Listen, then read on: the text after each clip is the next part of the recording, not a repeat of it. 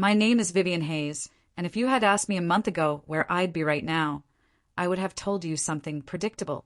Sitting in my corner office at Crestline Innovations, sipping overpriced coffee from the cafe downstairs, scrolling through emails that all seem to say the same thing. We need more numbers, Vivian. That was my life, safe, structured, and suffocatingly ordinary. But here's the funny part about life. It has this way of throwing curveballs when you least expect them. And let me tell you, this particular curveball, it's still spinning. I'm not one for dramatics. Or at least, I wasn't until recently, but what happened to me over the past 2 weeks feels like it belongs in some twisted soap opera or maybe even a revenge thriller. The kind of story people whisper about around water coolers, shaking their heads as they try to piece together how everything unraveled so spectacularly. Except there's no unraveling for me yet. Not on my end, anyway. Let me rewind just a little bit because context matters. You see, I've been with Crestline for nearly a decade. A decade. That's long enough to know every nook and cranny of the place, the quirks of the old industrial printer that jams whenever someone uses cheap paper, the exact spot by the elevator bank where the Wi-Fi signal drops out, and the unspoken hierarchy among employees that exists despite what HR says. I started fresh out of college, bright-eyed and eager to prove myself in marketing. Back then, I thought corporate culture was just another puzzle to solve, a system that rewarded hard work and loyalty. Spoiler alert, I was wrong. Fast forward 10 years, and I'd worked my way up to senior vice president of marketing, which sounded impressive, but mostly meant I spent most days trying to convince C-suite executives why our outdated ad campaigns needed an overhaul. Still, I loved it. Or rather, I convinced myself I did. What I really loved was the sense of belonging, the feeling that I was part of something bigger than myself. Crestline wasn't perfect. It never claimed to be, but it was mine. At least I thought it was. Then came the announcement. One day, we were called into an emergency meeting in the boardroom. Emergency meetings are always ominous. They carry this undercurrent of tension. Like everyone knows something bad is coming, but nobody wants to admit it aloud. When I walked in, the room buzzed with hushed conversations, the air thick with unease. Our CEO, Mr. Richardson, stood at the head of the table, flanked by members of the board. He looked unusually grim, his usual confident demeanor replaced by something closer to resignation. Team, he began, his voice steady but tinged with regret. After much deliberation, the board and I have decided it's time for new leadership at Crestline. Just like that, the room froze. New leadership? What did that even mean? Before anyone could ask, he introduced him. Daniel Whitmore, the new CEO. Tall, impeccably dressed, and radiating the kind of charm that felt calculated rather than genuine. Daniel strode to the front of the room like he owned the place, which, technically, he soon would. Daniel gave a polished speech about innovation, growth, and taking Crestline to the next level. It sounded rehearsed, almost robotic. But what struck me most wasn't his words. It was the way he looked at us. His gaze swept across the room, lingering briefly on each face before moving on, as though he were sizing us up, deciding who fit into his grand vision and who didn't. When his eyes met mine, I felt a chill run down my spine. There was something cold behind those piercing blue eyes, something calculating and detached. I didn't know it then, but that moment sealed my fate. The first few weeks under Daniel's leadership were eventful, to say the least. He wasted no time implementing changes, restructuring departments, and cutting costs wherever possible. Gone were the casual Friday lunches the team used to look forward to. Gone were the small perks that made working late tolerable. Morale plummeted faster than stock prices during a market crash. People whispered about layoffs in hushed tones, their fear palpable. And while I tried to stay optimistic deep down, I couldn't shake the feeling that something big was coming. That something big arrived sooner than I expected. 2 weeks ago, I found myself sitting across from Daniel in his sleek new office, a stark contrast to Mr. Richardson's warm, inviting space. The walls were bare except for a single-framed quote about ambition, and the desk between us felt less like furniture and more like a barrier. Daniel leaned back in his chair, his expression unreadable, and said the words I'll never forget. "Vivian, thank you for your contributions to Crestline. Unfortunately, your role is being eliminated." Just like that, I was fired. No explanation, no negotiation.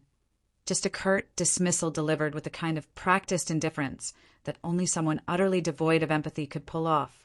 For a moment, I sat there stunned, unable to process what had just happened. Me? Fired? After 10 years? It didn't make sense. And yet, as I gathered my things and left the building, I realized something else. Daniel had no idea who I really was. He didn't know about the inheritance. He didn't know about the shares. And oh, how fun this was going to be. You see, 2 days before Daniel handed me my walking papers, I became the majority shareholder of Crestline Innovations. My late uncle, whom I barely knew, had left me his entire stake in the company, a move that shocked everyone, including me. Apparently, he believed I had potential and wanted to ensure I had the power to shape Crestline's future. At the time, I didn't think much of it. I figured being a silent investor would be enough. But now things were different. As I sat in my car outside the office building, clutching the box containing my personal belongings, I allowed myself a small smile. This wasn't just about revenge, not entirely. It was about proving a point, about showing Daniel Whitmore that Crestline was more than just a stepping stone for his ego-driven ambitions. It was a legacy, a living, breathing entity that deserved better than someone who viewed its employees as expendable assets. But make no mistake, revenge was definitely part of the equation. Because now I held all the cards. And Daniel, well, he had no idea. The days following my termination were surreal. On one hand, I felt untethered, adrift in a sea of uncertainty. Losing my job after a decade wasn't just a professional blow, it was personal. Every email notification, every LinkedIn update reminding me of colleagues I once shared coffee breaks with, stung a little more than it should have. But on the other hand, there was a strange sense of liberation. For the first time in years, I wasn't beholden to anyone. Not to Crestline, not to Daniel, and certainly not to the rigid expectations I'd placed on myself. I was free to chart my own course, however messy or unconventional it might be. Of course, freedom comes with its own set of challenges. The first order of business was figuring out how to leverage my newfound position without tipping my hand too early. As the majority shareholder, I had significant influence over the company's direction, but revealing that fact prematurely could backfire spectacularly. Daniel already disliked me, though I doubted he cared enough to form any real opinion, and if he suspected I had ulterior motives, he'd dig in his heels even harder. No, I needed subtlety, strategy, patience, so I bided my time. I attended shareholder meetings remotely, listening intently as Daniel outlined his plans for Crestline's revitalization. Most of his ideas sounded flashy, but impractical, designed more for optics and substance. He talked about aggressive expansion into markets we weren't ready for, cost-cutting measures that would alienate key talent, and partnerships with companies whose values clashed with ours. Each proposal left me seething quietly, knowing full well the damage they could inflict. Yet I kept my objections to myself for now. Meanwhile, I reached out to former colleagues discreetly, gauging their sentiments about Daniel's leadership. To my surprise, discontent ran deep. Many felt blindsided by his abrupt changes, frustrated by his lack of transparency, and disillusioned by his apparent disregard for Crestline's core values. Some confided in me openly, their frustration bubbling over into anger. Others were more cautious, wary of retribution if word got back to Daniel. But the consensus was clear. Morale was at an all-time low, and trust in leadership was eroding rapidly. One conversation stood out in particular. Rachel, a senior analyst in the finance department, called me late one evening, her voice trembling with emotion. "Vivian, I don't know what to do anymore," she admitted. "He's dismantling everything we've built. The team's falling apart, and no one feels safe speaking up. You always knew how to navigate these situations. Do you think there's anything we can do?" Her words hit me like a punch to the gut. Rachel had been with Crestline longer than I had, and hearing her sound so defeated broke my heart. But they also ignited something within me, a fierce determination to fight back. If Daniel thought he could waltz in and tear apart everything that made Crestline special, he had another thing coming. And I wasn't going to let him destroy the lives of good people along the way. Over the next few days, I began laying the groundwork for my counterattack. First, I reviewed Crestline's financials meticulously, looking for weaknesses in Daniel's strategy. His focus on short-term gains was alarming, especially given the long-term risks involved. I documented every questionable decision, every missed opportunity, and every red flag that pointed to recklessness rather than responsible leadership. Armed with data, I drafted a detailed report outlining the potential consequences of his actions, complete with projections and expert analysis. It wasn't enough to simply oppose him. I needed to present a compelling alternative. Next, I reached out to a select group of trusted allies within the company, individuals who shared my concerns and were willing to stand alongside me. Together, we formed a loose coalition, united by a common goal: to protect Crestline's future. We communicated through encrypted channels, careful to avoid detection. Our plan was simple, yet ambitious. Expose Daniel's mismanagement, rally support from other shareholders, and ultimately force a vote of no confidence. It was risky, yes, but the stakes were too high to sit idly by. As the pieces fell into place, I couldn't help but feel a thrill of anticipation. This wasn't just about reclaiming my position or settling scores. It was about justice, about standing up for what was right, even when it meant facing insurmountable odds. Daniel may have underestimated me once, but he wouldn't get the chance again. Still, I knew the road ahead wouldn't be easy. Daniel was cunning, resourceful, and fiercely protective of his authority. He wouldn't go down without a fight, and I had to be prepared for whatever he threw my way. But as I sat alone in my apartment one night, staring at the glowing screen of my laptop, I allowed myself a moment of quiet satisfaction. The game was far from over, but for the first time in weeks, I felt like I had the upper hand.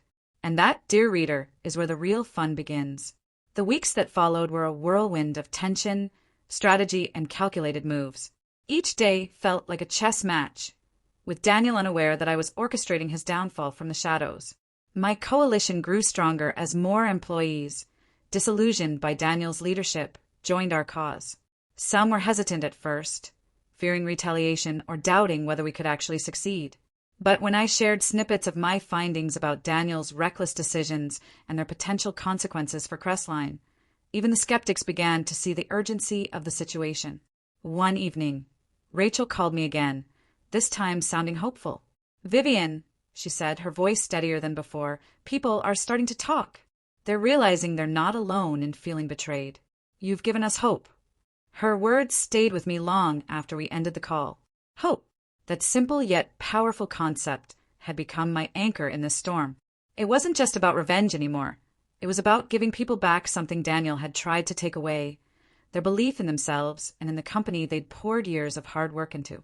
As the shareholder meeting approached, I finalized my plans. This would be the moment everything changed or fell apart entirely. The report I'd prepared was thorough, detailing every misstep Daniel had made since taking over. I included charts, graphs, and testimonials from employees who had witnessed firsthand the damage he was causing. But numbers alone wouldn't sway everyone. I needed to appeal to emotion, to remind them of what Crestline stood for: innovation, integrity, and community. I also reached out to a few key shareholders outside the company. These were individuals who had invested heavily in Crestline because they believed in its mission, not because they wanted quick profits. When I explained the gravity of the situation, most were shocked and furious. One investor, an older man named Mr. Grayson, summed it up perfectly. "Crestline isn't just a business, it's a legacy, and if someone thinks they can come in and destroy that, they'll have to answer to all of us." With their support secured, I felt ready. Almost. The morning of the shareholder meeting, I dressed carefully, choosing an outfit that exuded confidence without being overly aggressive. As I stepped into the conference room where the meeting was held, I scanned the faces around me. There was Daniel, seated confidently at the head of the table, flanked by members of the board who seemed uneasy. Then there were the other shareholders, some curious, others skeptical. And finally, there were those who knew exactly why I was here. Daniel opened the meeting with his usual charm, presenting his vision for Crestline's future. He spoke passionately about growth, efficiency, and market dominance, painting a picture of success that sounded impressive on the surface but lacked substance. When he finished, he turned to me expectantly, clearly assuming I'd offer polite applause like everyone else. Instead, I stood up. "Thank you, Daniel," I began, my voice steady despite the nerves fluttering in my chest. "Your presentation is certainly ambitious, but I'd like to address some concerns that have been raised, not just by me, but by many stakeholders both inside and outside this room." For a split second, Daniel looked confused. Then irritation flickered across his face, quickly masked by a forced smile. "Of course, Vivian," he said smoothly. "Feel free to share your thoughts." And so I did. I laid out every issue, every questionable decision, every risk he'd taken without considering the long-term impact. I showed them the data, the projections, and the employee testimonials. The room grew quieter with each slide I presented, the weight of the evidence sinking in. Even the board members exchanged uneasy glances. When I finished, I took a deep breath and looked directly at Daniel. "Crestline deserves better," I said firmly. "It deserves leaders who understand its values and respect the people who make it great. Leaders who prioritize sustainability over short-term gains. Leaders who care about more than just their own egos." There was a long pause. Then, unexpectedly, one of the board members spoke up. "Ms. Hayes raises valid points," she said, her tone measured but firm. "We need to reconsider our current trajectory." Others nodded in agreement. Daniel, for the first time since I'd met him, looked rattled.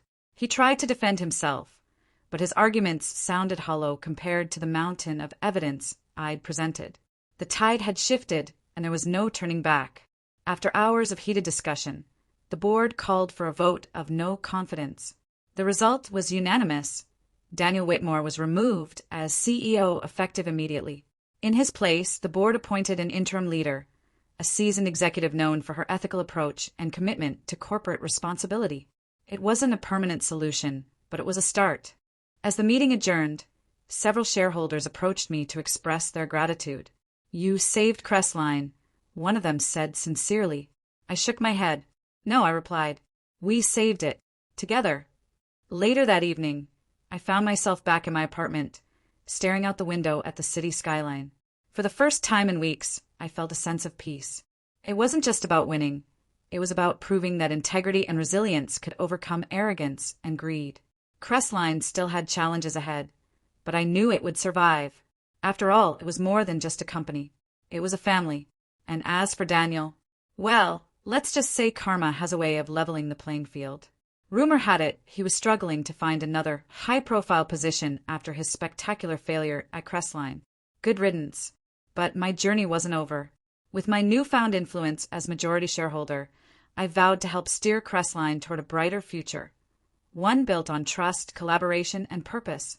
Because sometimes life throws you curveballs, and sometimes you hit them right out of the park.